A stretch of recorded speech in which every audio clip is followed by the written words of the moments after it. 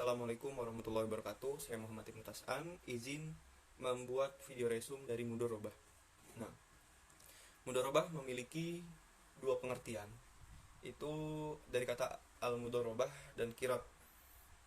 Diambil dari kata dorob yang artinya adalah berpergian atau berjalan. Sedangkan menurut istilah qira'ah berasal dari kata al-qat'u atau sepotong. Karena sang pemilik modal mengambil sebagian dari hartanya untuk diperdagangkan dan ia berhak mendapatkan sebagian dari keuntungannya. Sedangkan menurut istilah dari banyak imam-imam jumhur ulama sebagai berikut, menurut Hanafiyah memandang tujuan dua pihak yang berakad atau berserikat dalam keuntungan atau mencari laba karena harta diserahkan kepada yang lain dan yang lain punya jasa untuk mengelola harta tersebut. Dan yang kedua, menurut ulama Sofiyah, mudharabah adalah akad yang menentukan seseorang menyerahkan hartanya kepada yang lain untuk dijarahkan. Menurut Maliki, akad perwakilan di mana pemilik harta mengeluarkan hartanya kepada yang lain untuk diperdagangkan dengan pembayaran yang ditentukan. Dan menurut Imam Hambali, pemilik harta yang menyerahkan hartanya dengan ukuran tertentu kepada orang yang berdagang dengan bagian dari keuntungan yang diketahui. Nah, disimpulkan bahwasannya mudharabah itu layaknya seperti gadai syariah. Gadai syariah dalam pengertian secara bahasa gadai diartikan secara asubut dan al-habs. Nah, yaitu penetapan dan penahanan. Secara istilah terdapat beberapa pendapat mengenai definisi rohan. Di antaranya yang pertama dari Azhar Bashir, rohan atau gadai sebagai perbuatan menjadikan suatu benda yang bernilai menurut pandangan syara' sebagai tanggungan uang, di mana adanya benda yang menjadi tanggungan itu di seluruh atau sebagian utang dapat diterima.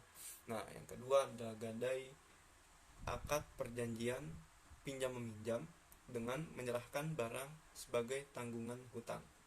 Yang ketiga, gadai itu merupakan suatu barang yang dijadikan peneguhan atau penguat kepercayaan dalam hutang piutang. Contohnya seperti yang biasanya terjadi di pegadaian. Apabila kita ingin meminjam misalnya 10 juta. Nah, kita memberi jaminan misalnya motor seperti itu. Nah, dan yang keempat atau yang terakhir itu menurut hukum adat, menyerahkan tanah untuk menerima sejumlah uang secara tunai dengan ketentuan si penjual atau si penggadai tetap berhak atas pengambilan tanahnya dengan jalan menebusnya kembali. Nah, seperti yang sudah saya contohkan di awal atau sebelumnya, misalnya kita ingin meminjam 10 juta kepada pihak pegadai atau teman kita. Nah, untuk menjadi suatu kepercayaan kita menaruh motor kita misalnya atau apapun itu, misalnya 10 juta.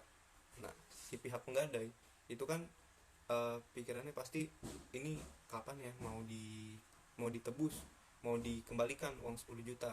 Nah, untuk menjamin kepercayaan di antara pegadai dan juga orang yang meminjam uang tersebut, ditaruhlah motor. Nah, seperti itu. Nah, apabila si peminjam uang tersebut ingin mengambil motornya kembali, maka ia harus mengembalikan 10 juta tersebut atau 10 juta tadi yang ia pinjam, baru ia dapat mengambil motornya kembali. Sekian dari saya, itu pengertian dari mudharabah. Kurang dan lebihnya saya mohon maaf. Wabillahi taufiq wal hidayah. Wassalamualaikum warahmatullahi wabarakatuh.